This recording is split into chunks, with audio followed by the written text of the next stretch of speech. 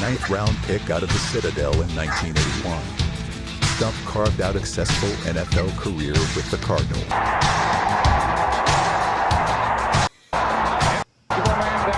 He's strong. He can move. He was agile. He can make guys miss. He had it all. He had everything in his game.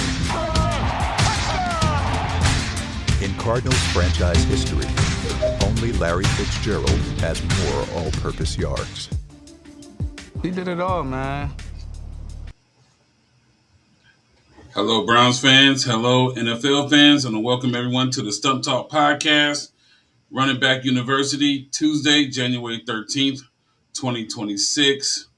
We have the beautiful Sapphire, the nostalgic and historical figure, Stump Mitchell, the best producer on dry land, Russell Johnson, the Dream Team. We can't defeat the Michael Jordan Dream Team. We will run them up and down the court any day of the week. How's everybody feeling? Good. I'm very happy to be here with Coach Stump and you and the behind the scenes guru, Russ. Feeling excellent. Had a great weekend down in Florida at the Hula Bowl. It was great. We had a great time. Russ and Coach Stump, I really enjoyed. We had football coming out of our ears. Honestly, I could do that for the rest of my life. And really good time listening to Stump and Russell. Just to let you know, Sapphire, they talk football day and night. Where I actually was starting to get sick of it. They have a little different engine than I do. Come to find out, but it was fun. Yeah, it sounded like it was fun. I was trying to keep up with y'all on text, and that that picture of that fish looked delicious.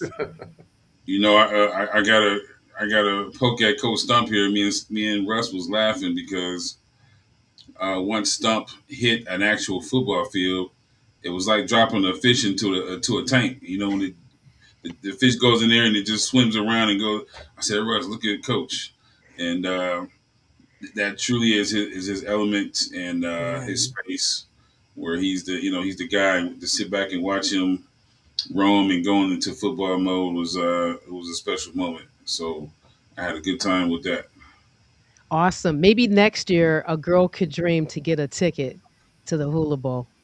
100%, 100%. That's what we were missing was that female voice to bring some calm. But we have the NFL playoffs. They came on. There's been some great games. Russ talked about how the games were going down to the wire. We got the Rams versus the Panthers. The Rams 34, Panthers 31. The Packers beat the Bears 27. I'm sorry, the Bears beat the Packers 31-27. The Bills on that next day of playoff action, the Bills beat the Jags 27-24. That was a close game there. The 49ers edged the Eagles 23-19. And then the Chargers had a tough time scoring against the Pats. The Patriots won 16-3. And then that final game yesterday on Monday, which is going to lead us into Coach Mike Tomlin. The Steelers lost 6-30 to the Texans. Coach, we're going to let you get us out the gate here. Playoff action, playoffs, and the coach firings. What's on your mind is a culmination of where we're at right now? Well, it was just a different deal with the playoffs. Josh Allen not being worrying about Patrick Mahomes and a couple other guys. He went into Jacksonville, did what he had to do. I think something is going to become of that. It's going to be up for discussion again with that tush push because they actually picked him up and carried him about 10 yards into the end zone, which was a good thing for Jacksonville because it gave them more. They put it on the 1 yard line, but it gave them more of an opportunity to have the chance to go down and score. But unfortunately, Trevor threw an interception, so that was the way that game went. With the Bills and the Jaguars, with the Rams and the Panthers, the Rams just outdid them. I think the Panthers had the opportunity to win, but wasn't able to close it in the end. And the Packers and the Bears, that's just a lack of defense. It all boils down to it when they come back and they can score over 20 points in the fourth quarter. The Packers, I think, tighten up because they knew the history of the Bears. They had done it several times this year. And the Bears, they just felt comfortable being in that position, knowing that they had to start scoring, but they also knew that they could end the scoring, and that's exactly what they did. The Chargers and the Pats, New England benefited from having the game at their place for one thing, and Everett they just haven't been able to get over the hump. You know, they ended up firing the OC after that as well, Greg Roman. So, it's a tough situation, but you're going to have some Browns with that Cat game and the Texans game. You're going to have Nick on one side, and you're going to have Dearness Johnson and Ashton Grant on the other side. So there's still going to be some former Browns in the playoffs. Sapphire, out of all those games, uh, first of all, do you have any comments on any of the games in particular? Yeah, my takeaway was defense wins. And that's something I learned decades ago. And I actually saw that bear out. Please don't ask me about the Eagles game. You know, I'm a hard Eagles fan. That was really hard to see them like no offense. But yeah, that was my biggest takeaway. Defense wins games. Well, the Eagles ended up firing the OC, which I feel pretty bad because there were opportunities where receivers dropped balls. Hmm. Mhm. I mean, they should have won that ball game. I think. Uh, AJ dropped a couple balls. The other receiver dropped some balls. It just didn't materialize for them. But they were in that game. Probably should have won that game. But again, you can't drop balls and expect to win the close games. It's just not going to happen. You know, I would totally agree with that. And what I will say is not just with the Eagles, I think I'm saying as a fan that we're in a place with the NFL where the narrative actually has more impact on decisions that are made versus the things that you know as an expert, Coach Stump.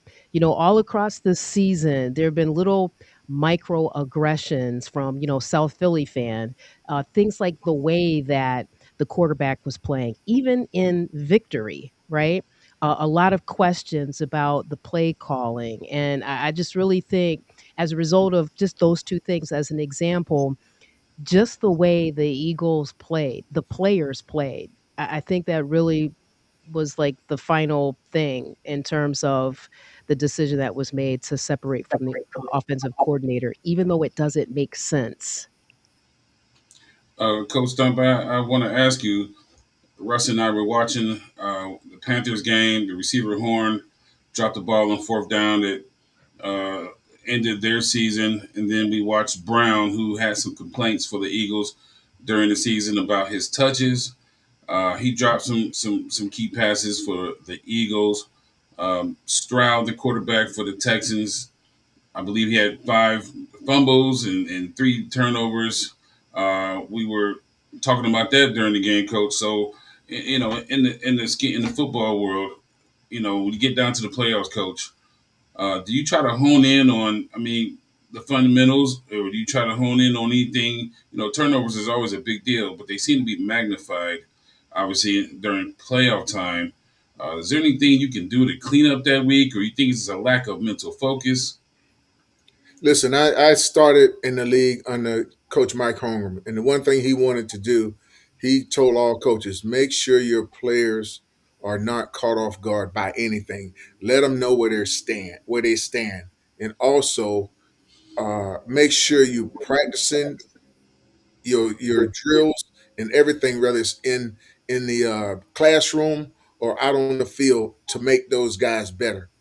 That's fine, but when it comes to a person attitude, his belief in himself, that's between him and God and the counselors that they have there at your facility to talk to these guys. Because CJ, when I looked at him, he mentally he just didn't look like he was into it. He felt pressure when there was no pressure.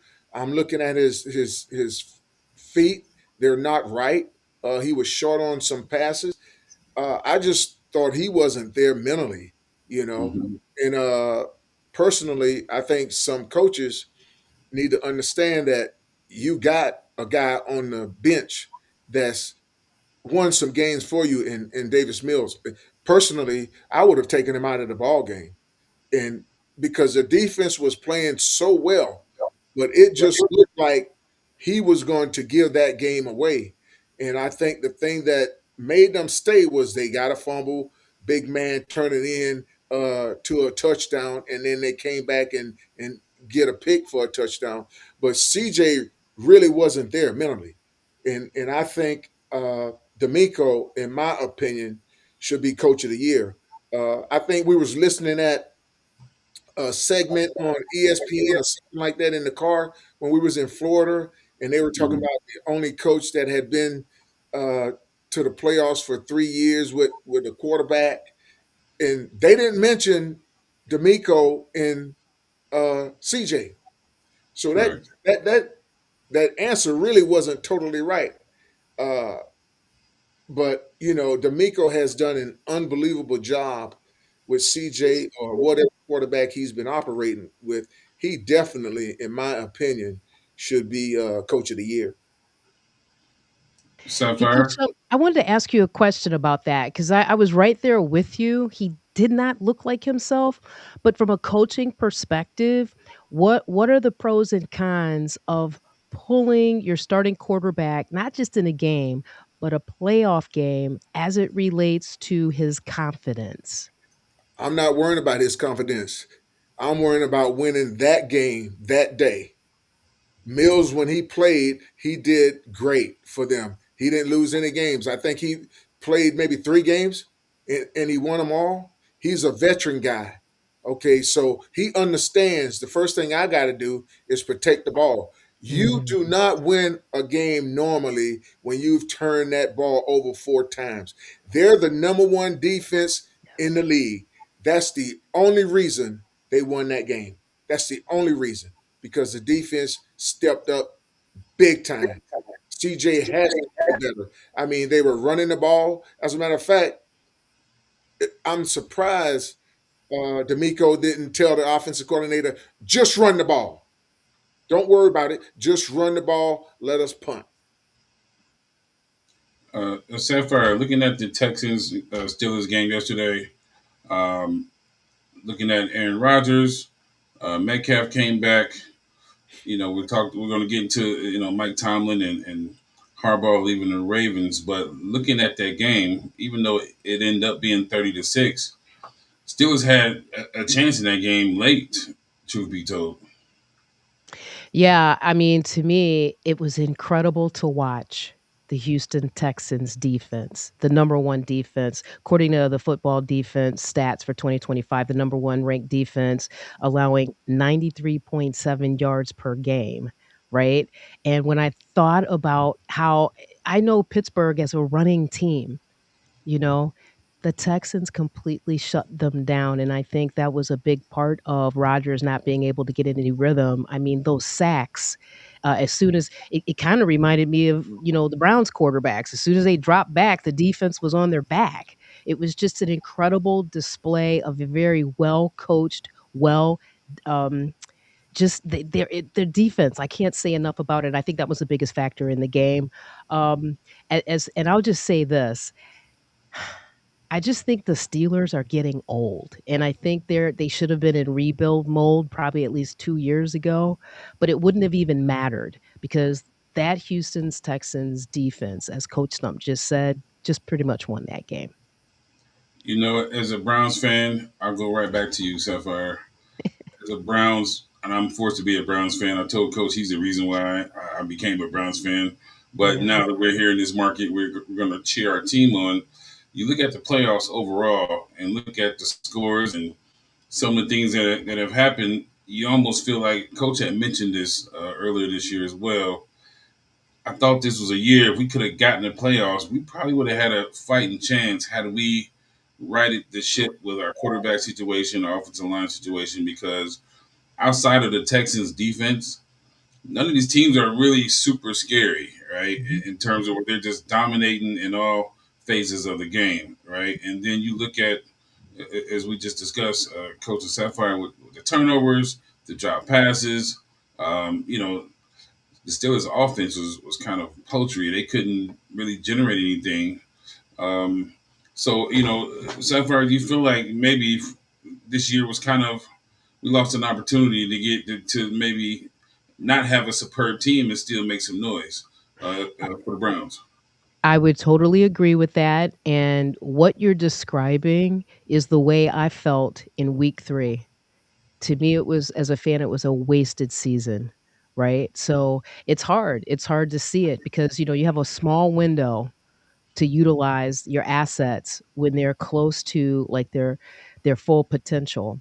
And then you got to start thinking about father time. So it was very challenging, and it was just disappointing this year to see that, because I think the Browns really had an opportunity if, as Coach Stump has said very consistently, dealt with their primary needs on their offensive line and their quarterback situation. Coach Dump, I want to ask you as a coach, an NFL coach for so many years, and even as a player, being on that side of being that close, because a lot of these victories this past week, Coach, were most of the games were between 4 to 7 points. Besides the Texans game and the Chargers Pats, but as a player, coach, how does it feel going into that locker room, feeling like maybe one slipped away, maybe one play made the difference? Have you been in that situation? I've been in that situation more so uh, as a coach than a player. When I was with Seattle, we played the Steelers in the Super Bowl, and that's a game that we could have and should have won. Sean Alexander was the MVP of the league that year. He led the league in rushing, and uh, we had gone to the playoffs before, and the fans had gotten all over Coach Holmgren.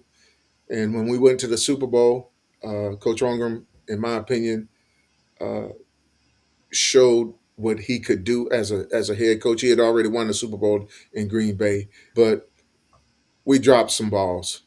I mean, tight ends dropped some balls, wide receiver dropped some balls, and unfortunately, we didn't win the ball game. We didn't run it as much as the offensive lineman wanted us to run it. I think the score was 21-10 or something, but we had an opportunity to win that game and we didn't. I think you got to learn from your mistakes. Andrew Berry, in my opinion, has made a lot of mistakes. I mean, you don't get rid of the coaches that you got rid of and think you're going to be able to have a great season the next year when you bringing in new coaches and you got players that's been injured and not going to be able to take full participation in the offseason program or the training camp and be ready for the season. And now the second year, you do the same thing. You get rid of another offensive coordinator, another offensive line coach, and now the young men have to try to learn something else. They're 2 years older, all right, and it was a veteran line all the time. So you're just not going to have the opportunity. But had he said, "Okay, we're going to bring the coaching staff back, or we're going to at least bring Joe Flacco back." Joe said he was disappointed and surprised that he didn't even get an offer to come back to the Browns when Right. they didn't sign him.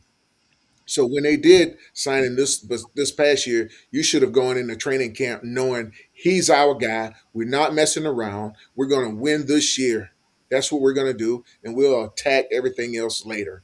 They tried to fix the defense, help the defense out, which they did. You have a defense playing the way they did. Had they had the game plan to let's go with Joe Flacco, let's get a couple offensive linemen in here. The running backs we have, they're pretty good. Jerome just averaged 5.4 yards forward, that is 5.4 yards a carry. But instead, they drafted two running backs. Didn't really help the offensive line out. Didn't really help the receivers out. Jerry Judy was coming off his best receiving uh, season in terms of yardage with the Browns, and it looked like nothing that had happened the year before. So Andrew definitely didn't play his hand right in any of that. Coach, let's rewind some time. And Sapphire, I want you to talk about this. Coach, you mentioned when we went to the playoffs last, and we went to the final week of the season, and they decided to rest some players. Most of the players, the starters or whatnot, I don't know if they played one series or not. Coach, you'll remember better than I would, but uh, it looks like to me, based on what you told us, giving those players that time off, they came and they looked very rusty. Me and Russ was talking about that this past weekend as well. So I want to ask you, Coach, in Sapphire, going back to that Browns situation, when they didn't look like they were fully prepared or fully engaged or whatever that was, Coach, you think having that time off, you're in a rhythm for 16, 17 weeks, with your diet and your training, your routine and your home life or whatever's going on, you come down that stretch and you're sitting home for a week, even in the college football playoff. How much of an impact, Coach, do you think that matters? And, how do you prepare players if you got that week off? And can you interject and talk about that week that they gave the Browns off, that Stefanski gave the Browns players off? And Yeah. I think it cost us that playoff game. First of all, I'd like to say hello to Gene. Thanks for joining us. We appreciate it.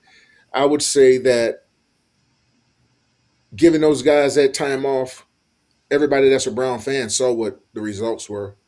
We were off just a little bit. I mean, we brought a new quarter. We played on Thursday night. We brought a new quarterback in that was there Friday to start our final game instead of going with one of the quarterbacks that we had on the roster. But the more importantly, we gave certain players, Joe being one, David and Joko being another, some defensive guys, other players. We gave them almost 7 days off without doing anything. Something that was really not heard of. Bill Callahan advocated for not doing it, but Kevin wanted to do it anyway. So that's what we did. He's the head coach. And playing in Houston, we were just a step behind in everything that we did. And it was simply, in my opinion, because Joe Flacco had everyone in Cleveland and all of Ohio that wasn't a Bengals fan up in arms about the way he played. Everybody was energized. I mean, he gave everybody new life. Players would do whatever he wanted them to do, which was remarkable. I thought really, with a guy that had been to the Super Bowl, won a Super Bowl, he brought the leadership at that particular point in time that we needed. So there was nothing that those players wouldn't have done for him. But again, we gave him all that time off, and we were just a step behind in everything. Sapphire, do you remember that playoff game particularly? Yes, I didn't. I was not kind to people that day. It really bothers me. And without coach even sharing that's what happened. They gave those men that time off, and that's coaches and players. You could see that they were short. And I'm going to use the example in even last night's game. DK Metcalf was out 2 games, I think.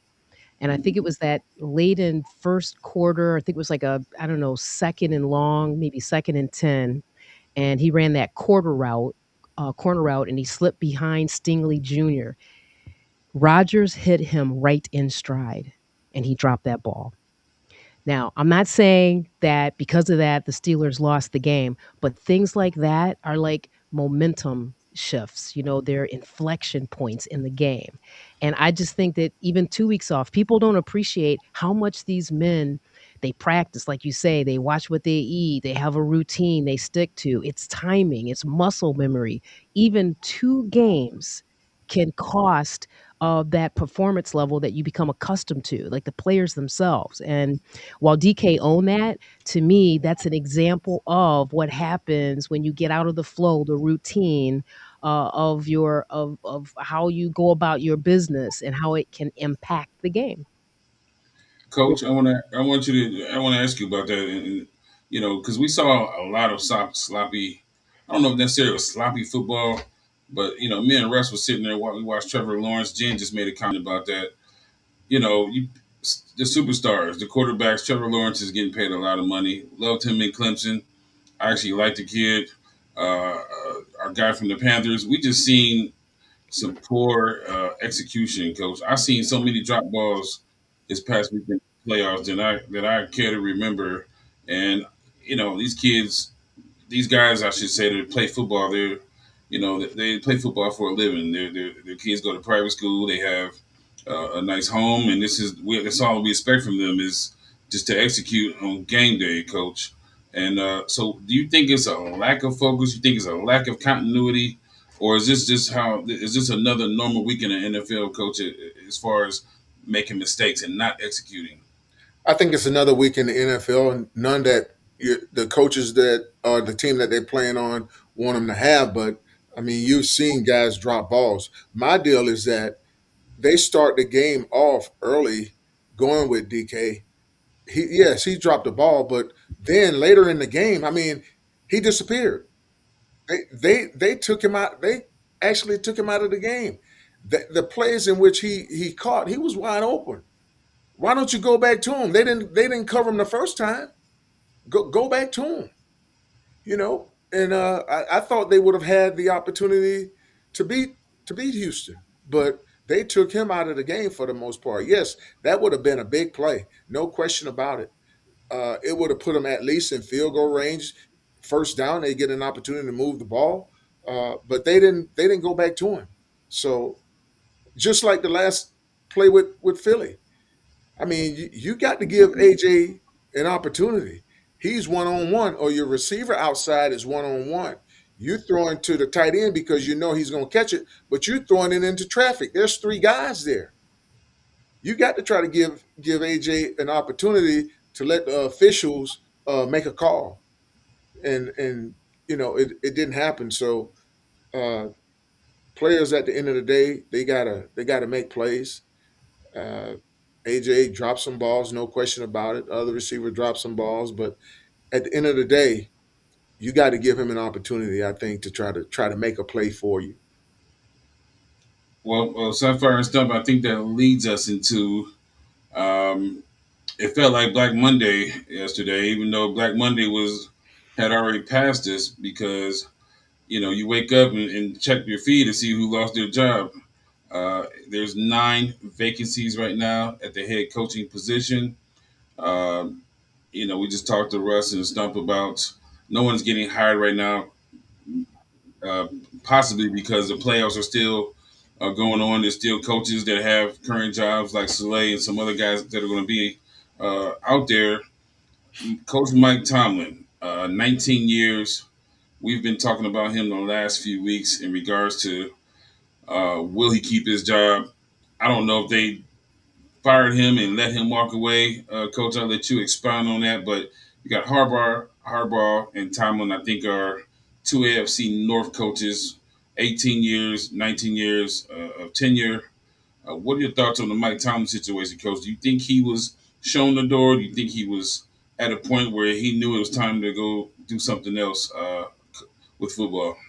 No, I don't think Mike was shown the door at all. I think the Rooney's allowed him to do whatever that he decided to do. I think uh, he just felt as though no matter how much you want to do something, if you believe in God, then He's going to show you the way in and out, wherever that may be.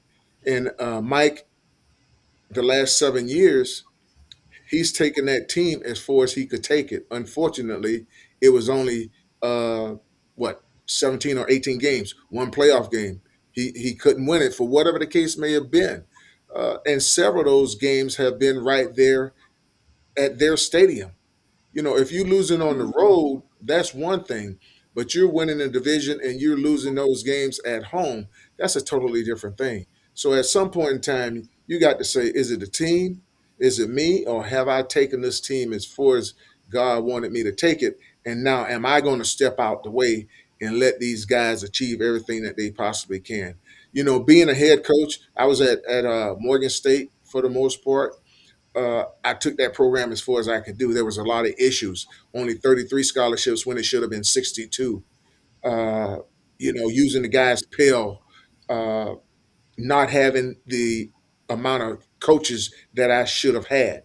I got offered an opportunity to be the running back coach for the Chiefs, and then I went back to Dr. Richardson. He wanted me to discuss the conversation that I had with Marty Schottenheimer before I made my decision. I told him exactly what I needed. I needed my 62, 63 scholarships. He said, I'll give them to you. I told him I needed my full allotment of coaches. He said, I'll give them to you. I said, I need to give these guys a Pell back. He said, I got to talk that over with the administration. He came, I said, you got until 10:30 because I got a press conference. I had to call Marty Schottenheimer back and tell him that I wasn't taking a job because of the concessions that Dr. Richardson had made.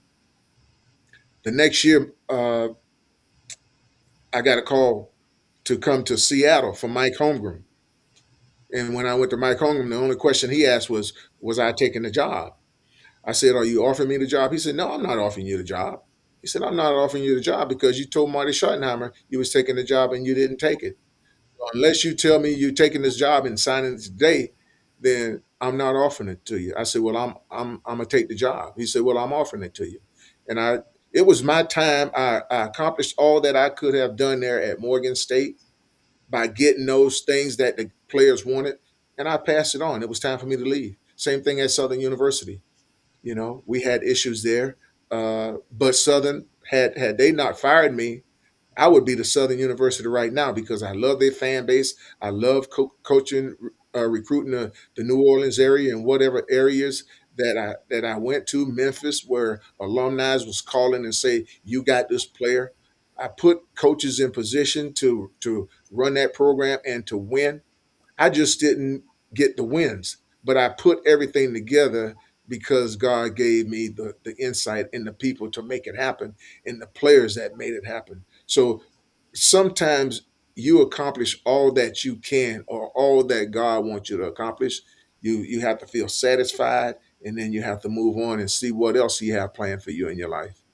Coach, please. I mean, I think this is so important what you're just saying to people because it really is like a blueprint for life. Sometimes people take failure like in such a personal way, they cannot see that it's a growth moment, it's an opportunity moment to take those learnings and move forward. And I want to ask you this because this is the first that I've heard that you actually also recruited.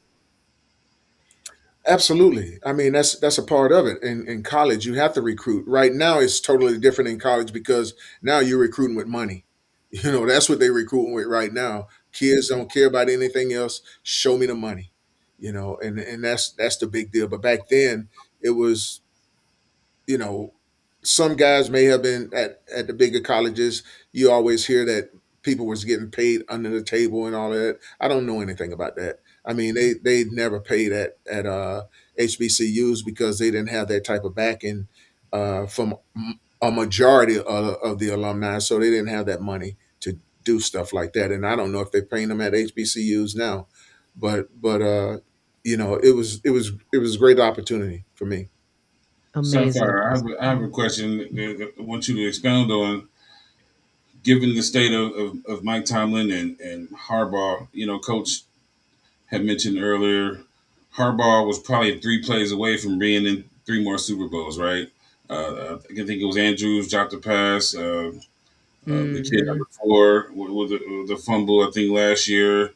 He's 3 plays away from this whole entire coaching career. The Ravens being different, right? And then now we're looking at Mike Tomlin.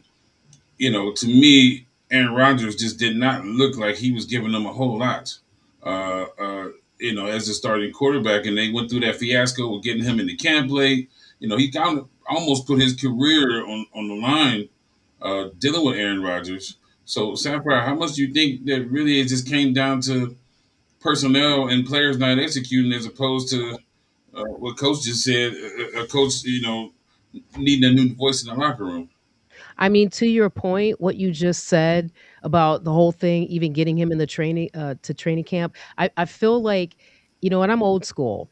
The inmates should not run the asylum, and I really think that Mike Tomlin let go, and just with all due respect to him, to Aaron Rodgers. Aaron Rodgers is still a player, but I think that Mike Tomlin pretty much gave him free will. And I always wondered about the psychology of those his team members.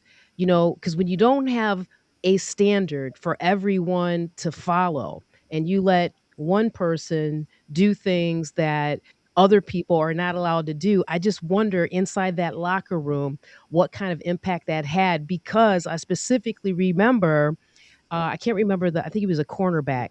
His reference to Rodgers the previous year when he said something to the effect of, "I don't want that cancer in the locker room." Not that fans know what goes on between players, but for me, it was clear that Aaron Rodgers was held to different standards. And I actually thought, as I watched those Steelers games over the year, Mike Tomlin didn't look well in terms of his health, right? And you add on the years they had been there, and we don't know what he was working with within the organization, if they didn't want to spend the money or not. But it just seemed like he didn't look physically well. So I'm not surprised when I learned that he had walked away. I'm not surprised. I never even thought that he didn't walk away, because that was actually a conversation that at least I was hearing here in the Cleveland market. The question of whether it would be that the Steelers would terminate him or he would decide to walk away. So I hope I answered your question about, as great as Aaron Rodgers they say he is and all of that, there's a lot that comes with that type of, personality. And Coach Stump has talked about this previously as well when he talked about, Baker Mayfield. But I think it was a failed experiment. And I actually do think it probably was one of the biggest reasons why Mike Tomlin said he's had enough. He just, let me Well, just go take a break. well, Coach Stump, let's not forget, Aaron Rodgers got Saleh fired in New York, who looks like to me to be a very competent coach. He's going to be one of the hot coaches. I believe he got that GM fired out there in New York as well. I really didn't understand why he put the bank on Rodgers, given he was, kind of an organizational killer at this stage of his career. Obviously, in Green Bay, he's a Hall of Famer. What are your thoughts on that, Coach? Would you have put your career on the line for an aging quarterback that, especially coming out of what happened with that Jets organization? Well, I'm not going to say I wouldn't, because Aaron Rodgers has proven that he could play in both places. I mean, unfortunately, you just don't know what's going to happen from one day to the other. Unfortunately, he got hurt in New York early, okay, tore his Achilles, and then he came back, and it just didn't work out the next year. So that's unfortunate. Uh, he's proven that he's a player. Cam Hayward spoke out before he came. He wasn't worrying about Aaron Rodgers. He said either he's going to be a part of us or he not. We're going to win. That's the bottom line. Uh, I really liked Justin Fields when he was playing, but they had already made the commitment that they were going to go with Russell. I always take a look at, man, I'm gonna pray every day and see what happens, and I'm gonna let God decide what we're gonna do here. You know, it so happened that Russell, unfortunately, but fortunately, it depends on how you look at it and what you believe. He got hurt before the season started. Now Justin Fields is like 4-6 and rolling and playing pretty good. Got you in first place in the division, as a matter of fact. But now you put him on the bench and you go with Russell. Russell wins some games. Yeah, he throw the ball downfield, but at the end of the day, he didn't get what they needed from him. Now Justin goes to New York. It's not working out as good, but it's a totally different scenario. You have to live in the present. You have to judge guys by where they are now, what they're doing here, and be satisfied with it. And I think that was something that didn't happen. I thought Aaron played pretty good yesterday. I mean, he can't afford to have balls drop. No, he can't move in the pocket, but he can throw the ball. He kept them in the game. The game got away right there at the end. It wasn't like the final score indicated it was. So Aaron was Okay, a guy that had experience. In some places that's what you needed. Coach, Unfortunately, it didn't work I, out. I have a question about the Ravens. I think there's some light there regarding the non-use of Lamar Jackson. I know he had some injuries this year. Uh, it seems to me the weight of that relationship in the organization and and even with Monken, uh, how much weight do you think is there as far as uh, Lamar Jackson being unhappy that forced the organization to tell Mr. Harbaugh to change his staff up? How much do you think Lamar Jackson had to do with that? Well, listen, I respect John Harbaugh, okay, because he knows he can't do it alone. And he was not going to change his staff, affect the life of a whole lot of other people because a player was dissatisfied with something. John realized that he won those games that he won because of the people that worked with him. Okay. Uh, John didn't miss a kick. Okay. John didn't drop balls in the playoff games. The coaches put players in position to make the players in order for them to be successful. And John appreciated the work that those guys did. Unlike Stefanski getting rid of coaches when they put players in the same position to make plays. Okay. When they allowed him to become head coach twice of the year, when he definitely shouldn't have been head coach the year that D'Amico's first year in the league, when he 100% when he beat us in the playoff game, and when he went on the road to Indianapolis to in win one the game. final game to win the championship. You got a rookie head coach who had been replacing two black head coaches who was fired the two previous years. And now he goes in there and with a rookie quarterback, and he win the division the last day of the season, and he also beat us in the playoff game. But Kevin got coach of the year. I mean, he thought he did all those things by himself. He didn't stand up for any of his coaches. He allowed them to get released of their duties. Coach, there's certain subjects that I like to leave alone just because I try to play the side of being politically correct. A lot of that is because of uh, yourself and understanding the work you've done. But I have to ask you, in Sapphire as well, Russ, if you want to interject, if you look at the available coaches that are in this carousel that they're throwing around, and then you look at there's a lack of African Americans, black people being considered for these OC jobs, coach. And I'm at a point you look up, they always got some kid with a shaven face, with his hair combed to the side, and you like, well, who is this guy? Where is he? And it's like they're going to give him, we're going to see where these jobs land. But coach, we talked about the Ashton Grants. There's kids out there. I know there's some kids out there besides the Brian Flores and some of the prominent coaches, but it seems like there's always this new crop of I'm calling them nerds, right? It is what it is. I don't have anything to hide in what I'm thinking. These new batch of kids coming up, coach, that come from these analytical backgrounds and the way they approach the game. Is where are all the African American defensive coordinators, offensive coordinators that are being considered for all these openings? Well, defensive coordinators or head coaches that have been defensive coordinators, those guys don't have a problem or didn't have a problem giving minorities a chance to be defensive coordinators.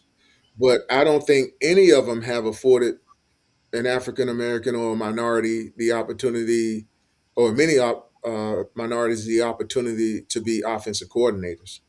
Uh, but if you don't own nothing, you don't control anything. If I'm an owner, I'm going to hire who I want to hire. That's the bottom line. I don't care what color they are, and I don't care how you feel about it. That's what I'm going to do. I mean, they put in Rooney rules where you got to interview minorities.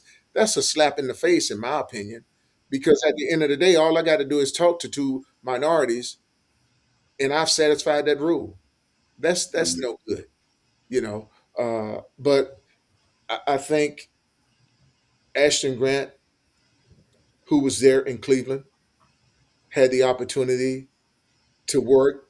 Vrabel had the opportunity to see him work, and now he's coaching Drake May in New England, a guy that was right there in your building, and you looking for an offensive coordinator. but yet you bring somebody in you don't know much about other than what they have done, but up close and impersonal, you don't know anything about them. Okay, and you trying to execute the same system, then Ashton Grant is right there, and he had been under your tutorage for 4 years, but yet Rabel can come in and see this guy work and make him his dang on quarterback coach. And you know Rabel know a lot of people of all color, but yet he took Ashton, who grew up under the Haslams, but yet Stefanski couldn't see that this guy had it all. Sapphire, what are your thoughts on that? I know you can. I know you got a deep dive into this. You know, it's a lot. And again, I'll speak as a fan. I will say this. I'm going to defer to Coach Stump's perspective on this and just say this. Sports is a microcosm for what is going on in the greatest country on this planet. And this is an unfortunate situation. I've got, you know, a number of coaches of color, not just black, but brown. And we can even go back to Norm Chow, okay, if you want me to really date myself. You got a lot of talent.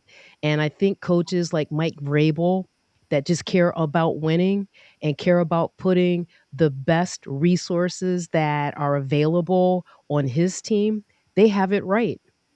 So that's really all I want to say about this issue. Okay, Well, I'll uh, take it even further. Forget about even position coaches, running back coaches.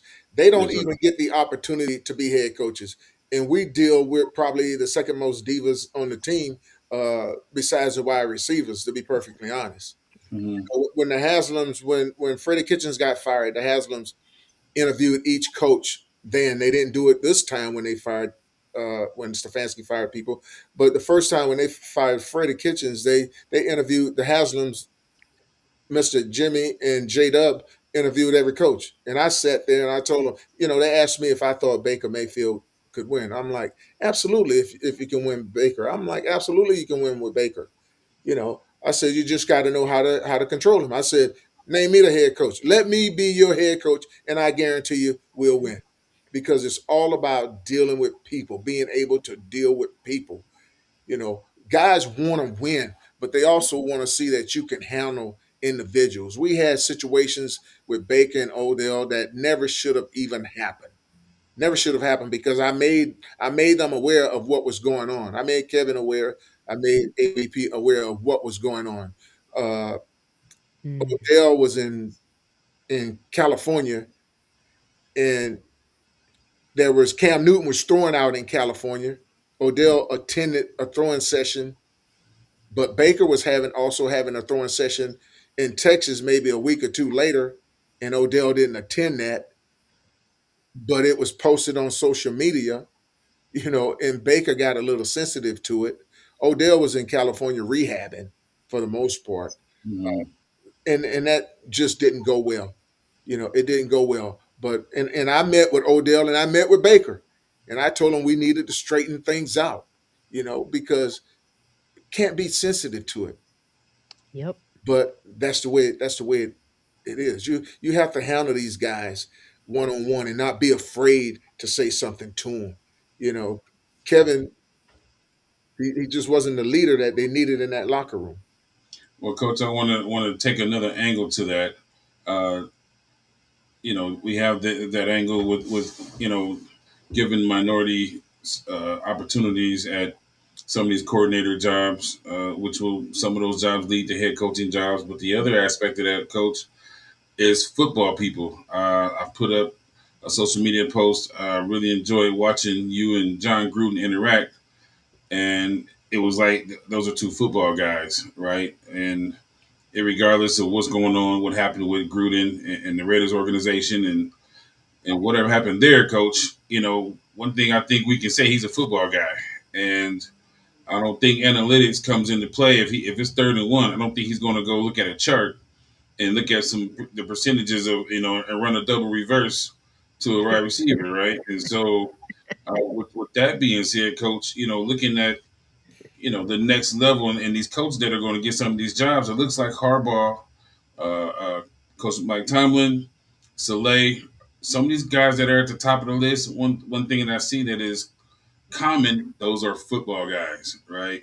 And I appreciate Stefanski because of the time that you were there, Coach. I just look at it as a blessing to be able to have you here, and I give him a little bit of, he was with you, so I never try to bash the guy, but I let the door hit him, and don't. I hope he don't ever look back because he seemed to mismanage people and not understanding what he had in his staff, Coach. But looking at some of these jobs, do you think that some of these owners and GMs, if you will understand to bring in football guys as opposed to an Ivy League graduate? Well, take nothing from anybody, but the Haslams made Stefanski keep me on. Okay, that wasn't he had no choice in that matter, and I changed my mind then. There that's you the go. thing. That's the thing. Now, some of these uh, teams, they're going to pick your staff as well. It's not like it used to be in the past. I came under Coach Holmgren. Nobody was going to tell him who he was gonna pick. He did his own thing. But some of these staffs now are set up by the general manager, not necessarily by the head coach. That will not be the case if they were to hire someone like Mike Rabel. He picked his own staff. If they're gonna hire somebody like John Harbaugh, he's gonna pick his own staff. Uh, and I would say, Mike Tomlin. Mike Tomlin gonna do whenever he wants to coach. He's gonna do his own thing. So I just think it's how the organization handles stuff for the most part. Sapphire, I have a question for you. How much pressure do you think will be on? You have a minority coach like Mike Tomlin, and how many offensive coordinators or defensive coordinators did he bring in that were minorities as well? So, do you think if some of these coaches that do get opportunity, we have our guy down there with the Bucks, and there's some guys around the league. Uh, I know the type of guy Stumpy is. He's going to hire the best guy, but he's also going to be cognizant of what's going on in corporate America and making sure that some guys like Hmm. himself get an opportunity. His track record shows that with the Willis situation when he brought in Ashton Grant and some other guys who are still coaching in the NFL right now because of the opportunities Coach Stump Mitchell helped bring to the table. So, Sapphire, do we hold these guys accountable? How many minorities did Mike Tomlin bring to the organization given the he had the power to do so, right? Out of 19 years, we can say that. Like, I don't know that he was there one? I don't know. That's a great question because for me, and my brother was a die-hard Steelers fan. I mean, it was like the one thing between us. But as I recall, the first time I even saw a coach of color in that position at Pittsburgh was Mike Tomlin. So I don't know. I really don't know how to answer that question. But in this day and age, we again, I'll go back. We talk about analytics. I think that also applies to not only the players, but the coaches. These organizations, we are in an era where they have to sell. It's entertainment more than it is sports anymore. So, from that perspective, I have no idea how that organization or any organization would lean in terms of a responsibility to have a multicultural, representation. Well, I think Mike has brought in few different defensive coordinators with the Steelers. I don't think he brought any minority offensive coordinators. He had minority position coaches on the offense, tight ends, running backs. I know for sure, but I'm not sure as a coordinator, wide receiver coaches he's had. But I'm not sure as an offensive coordinator he ever did it in his 18 years. I could be wrong. I don't know that, but I don't 19 years I should say. I don't think he's had a minority offense coordinator. Well, Coach, I bring up this topic because that's why I'm rooting for Ashton Grant so much.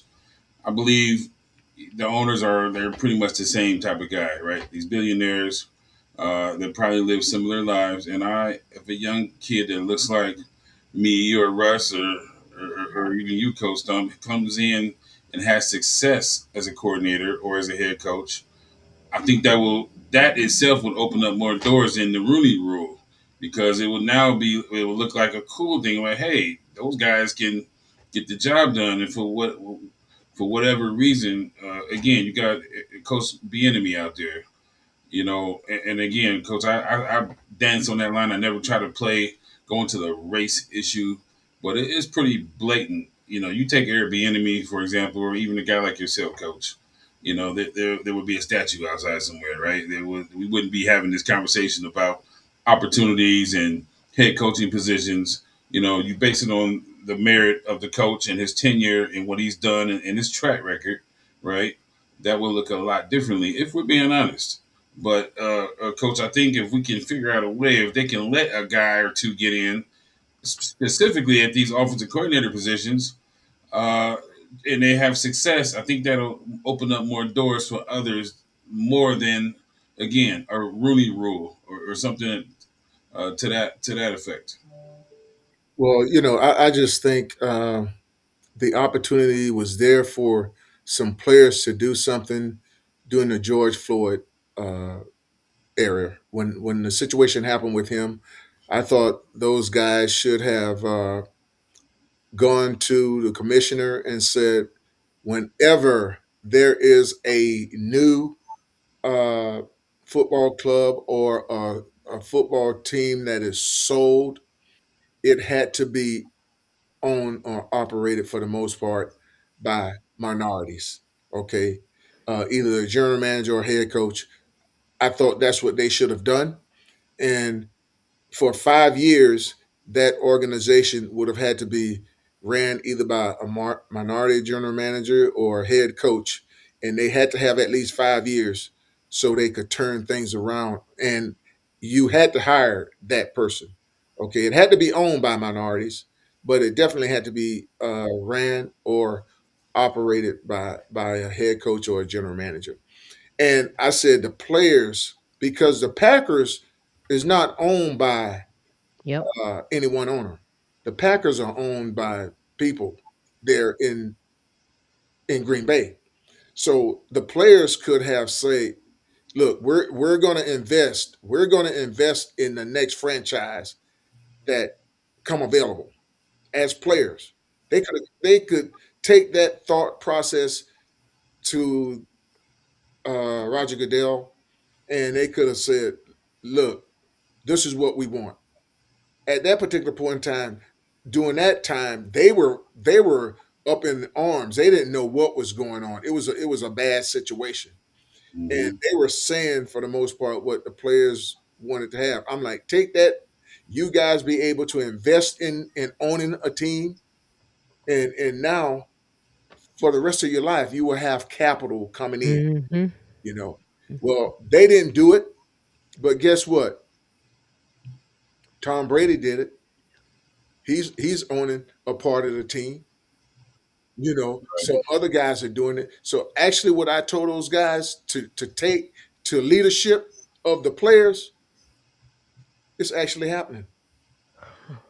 Sapphire, George Mallory, hello, my friend. He mentioned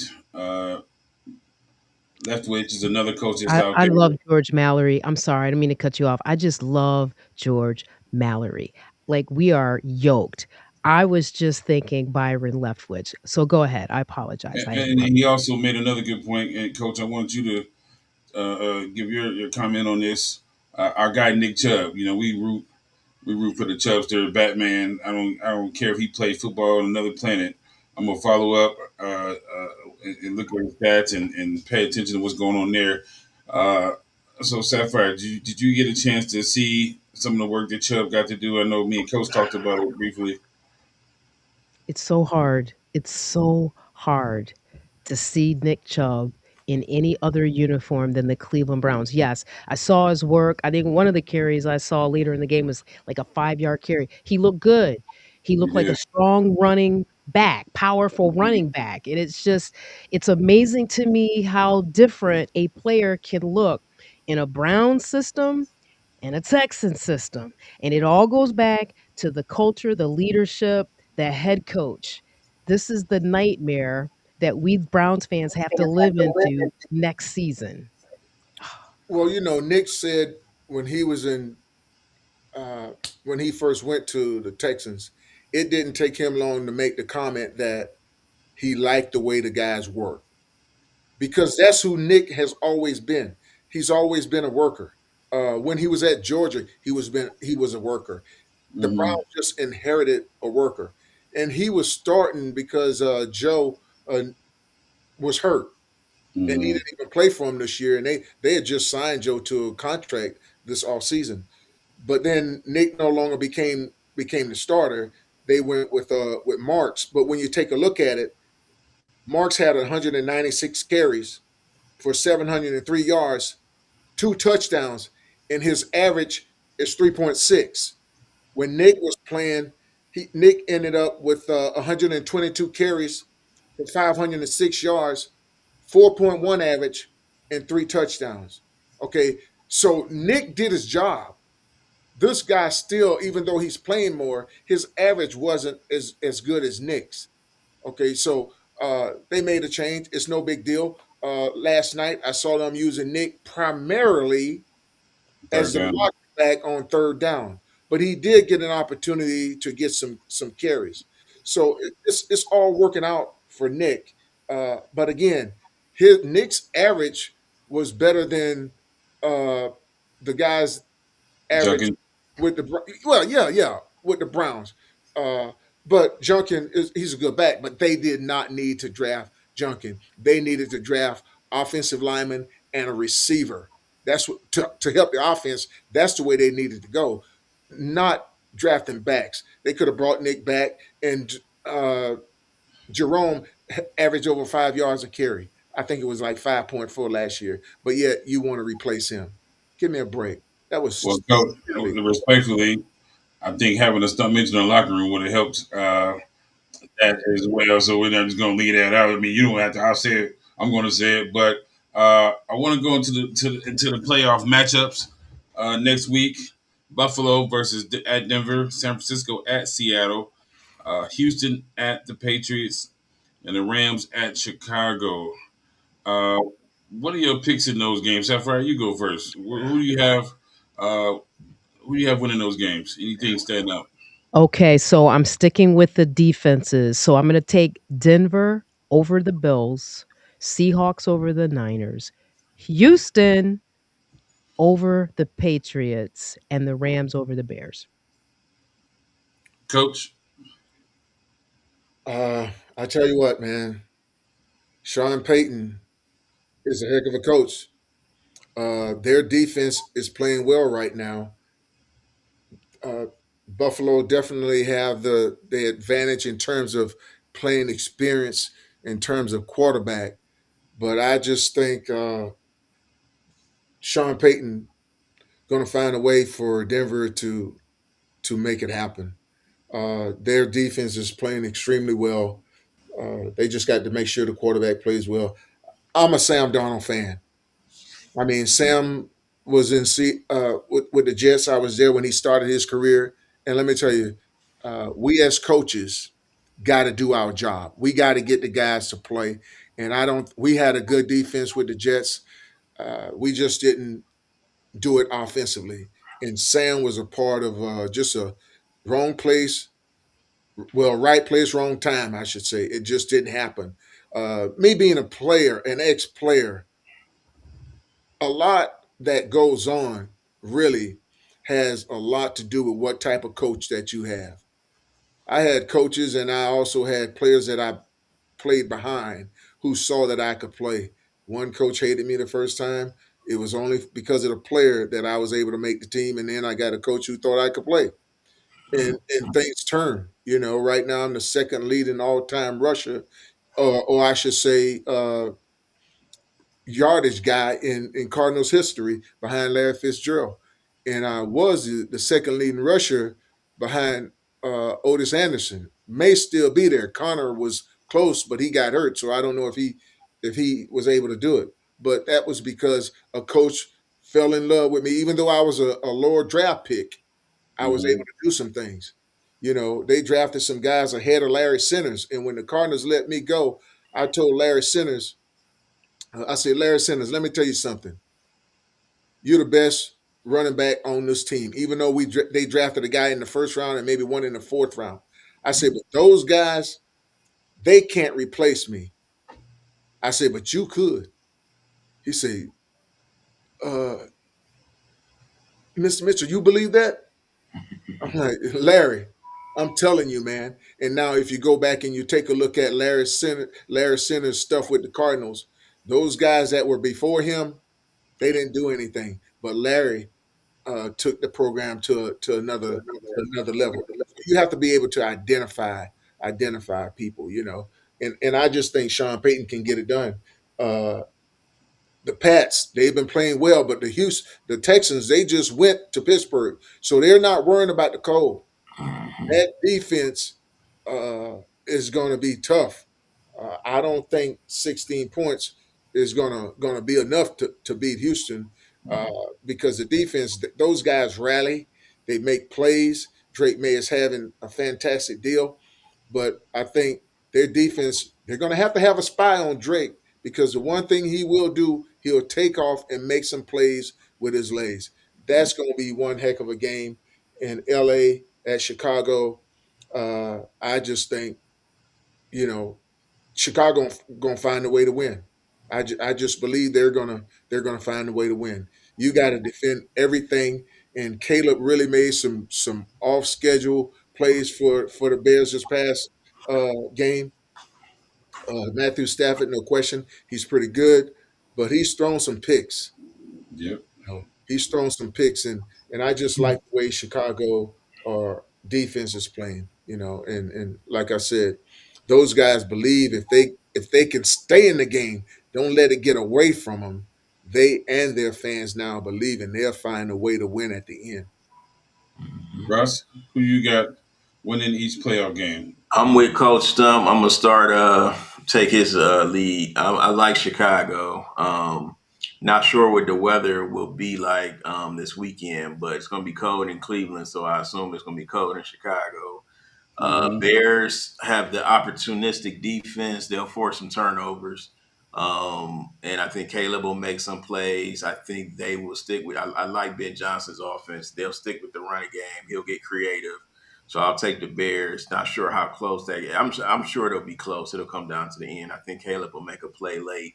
Um, I like Houston on the road. Just love their defense. I think the Patriots' offensive line is beat up and they get after the quarterback. So I think they're gonna give Drake May some fits. I just think CJ maybe he'll bounce. He'll see what he made mistakes on against Pittsburgh and make those plays against the Patriots. I'm with Seattle. San Fran is beat up. They just lost Kittle, so I'm rolling with Seattle with that, and I'll take Denver against Buffalo. I'm not a Josh Allen fan. I think he's I won't speak on him. I just think Denver's defense will make plays. Got you. Well, let's talk about. I want to get you guys' pick as we wrap up our show here. Oh, wait, did you give your picks? You know what?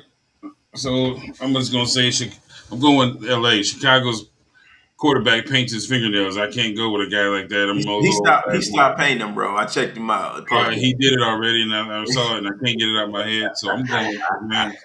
The leader of men cannot paint his fingernails. This is not what kosher to me. The Did, culture of football. wait, did you see his post game speech though? Did you see that? I once I saw the nails, I blocked out everything he does. I can't go for a guy like that. And I'm going with the Patriots because I anything that comes up under the Stump umbrella, I'm with Ashton, Nick Chubb. You know what I mean? I'm going with I'm going with the guys that I want to see win in life, and I guess I'm betting with my heart, not my brain. So I'm gonna go with the Patriots. I'm gonna go with Seattle. Coach has talked about Sam Darnold, and is kind of stuck behind what he thinks of him. And then again, I'm gonna go with Denver because of the head coach Peyton, as Coach mentioned, and also think the Buffalo quarterback they're trying to force feed him is to be the next great, and I just don't. I think there's an agenda there that I'm just not. It's not agreeing with my soul. So I think Josh Allen's a good player, but they're force feeding him down our throats as well. So those are my picks.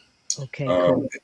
in regards to the college football championship, uh, I'm gonna go first. I'm going for the upset.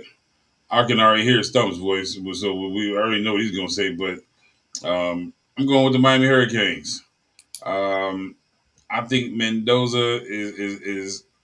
I just don't see what everybody else sees. I'm not a quarterback guru. I think he's stiff. I think his reads. I just don't see that translating. Again, you guys probably know a little bit more than I do. I'm a gut guy, and to me, I think Mendoza is a little overrated. That's just my opinion. I could be wrong, but I'm probably not. So I'm going with the Hurricanes to win the college football championship. Russ, who you got? I take Indiana. I You, think the Buckeyes gave Indiana probably their best shot. Um, Miami, solid team. I like how they run the ball, but I think all their weaknesses will be exposed by Indiana. Sapphire, who you got? I'm taking the U. You matter. Bernie Kosar be watching. You matter, baby. I saw that game, by the way. I watched it. Okay. Yeah, Coach absolutely. Stump. Oh, I'm sorry. Go ahead, Sapphire. No, I was just gonna say, listen, the table is set. They're playing at home, and there's something about the way their defense hit. Great point. See, Sapphire, you've always. You, I knew you had it first basic test You when I know, first you met know Mendoza's at home too. One against many. That you. one On can the really hardball, drop. baby. That one control. He has the keys. He controls the game. Coach Stump, what's going to happen Well, in the college football championship? well, I would love for Miami to win, but I don't think they are. There's a guy by the name of George Baez that's part of that Hurricanes staff that coached Mhm. for me at Southern University. So I would definitely love to see him win, but I just don't see it. And I love Mendoza. I was talking to Russ about the game. He knows where ball placement needs to be. He's a physical runner. He's kind of like Josh Allen. Mm. I think he throws the ball extremely well. He's got great size. He runs. He can do what he need to do. I think when stuff break down, he knows right now I'm taking off. I think he's a heck of a player. I think they win by more than 10 points personally. I think I just think the offensive line, those guys, they're going to run the ball. They move people off the ball, and Signetti, I think, is a hell of a coach. He's the type of guy who, when you look at him, he's no nonsense. He's got that face where yeah, guys understand what we got to do. If I was a dang on Raiders and I had the first pick, I would try to get a guy that had moved from place to place to place after 2 or 3 years and be my next head coach because I know I got the first round pick. Right now, I'm bringing a coach and a player that's on the same page, and I'm also bringing those coaches that have helped me along the way move from one level to the next level, and all they know is that I win. facts. Wow. Well, we'll see if this ages well. What's your guy's name? Baez, coach? Yeah, Baez. We're going for Baez, Ashton no, Grant, I'm Chuck. I'm going. Trust me, I'm saying Indiana's going to win. I would I love heard for, you. but I'm going with I'm our sticking guys. with Indiana. Baez, be watching. I'm sticking with you, bro. I'm loyal to my people. But all right. Well, we had a great show tonight. We'll talk next week and culmination of the playoffs. The college football championship is next Monday, the 19th at 7:30 on ESPN.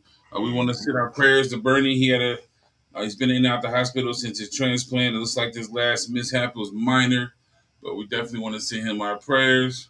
Um, Coach, will give you the last words. This is your show, buddy. Bro, it's just like Russ said. Mendoza is home too. He's less than 5 miles from where they're playing. hmm So it's going to be a lot of people. And trust me, Indiana is not known for football. It's known for basketball. It's going to be a lot of football people there. Indiana folks all over the world trying to get down to Miami because it's the first time, and never know if it's going to happen again. Especially if Coach leaves and go to the NFL. Mark But Cuban yes. bought all the seats up, so it'll be full of red. Oh yeah. George and Jen, thank you for joining us. You know what, Sapphire? I can't let that slide. Remind them who has home field advantage for the college football championship, please. The U. I don't think they heard you the first time. The U. Don't be surprised if you see a lot of red. There'll be a lot of red. They're gonna offer some money for them tickets, and you know what? Some people might say, "I'll watch it from home." Yep. We'll see about that. Have a good night, everybody. Good Have a night. good night.